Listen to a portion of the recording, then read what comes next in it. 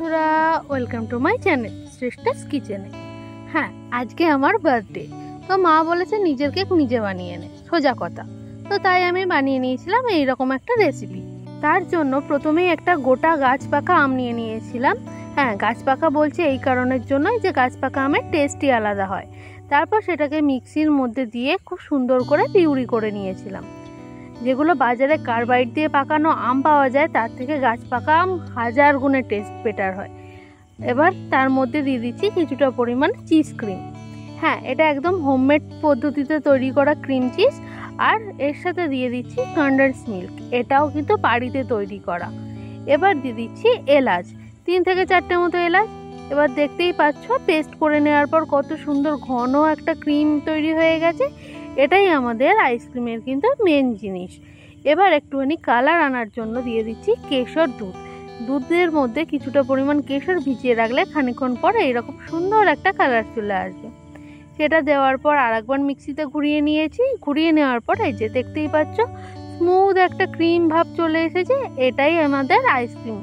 এটাকেই একদম সুন্দর করে একটা বাটি নিয়ে তার মধ্যে কিছুক্ষণের মধ্যেই ঢেলে নিয়ে ফ্রিজে জমিয়ে ফেলে সুন্দর দুর্দান্ত ম্যাঙ্গো চিজ ক্রিম আইসক্রিম তৈরি হয়ে যাবে।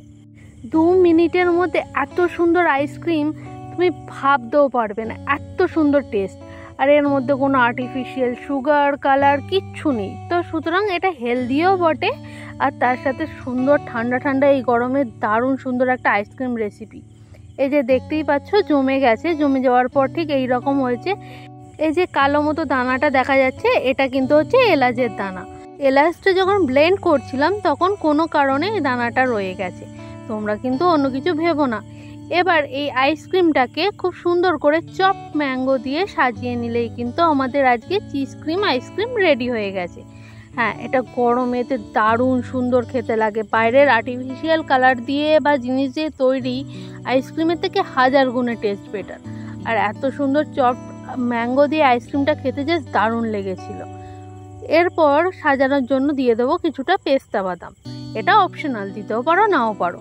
টাডা, আমাদের ম্যাঙ্গো ক্রিম চিজ আইসক্রিম 2 মিনিটে রেডি। আর এটা বানাতে কি কি লেগেছে সেটাও দেখে নাও।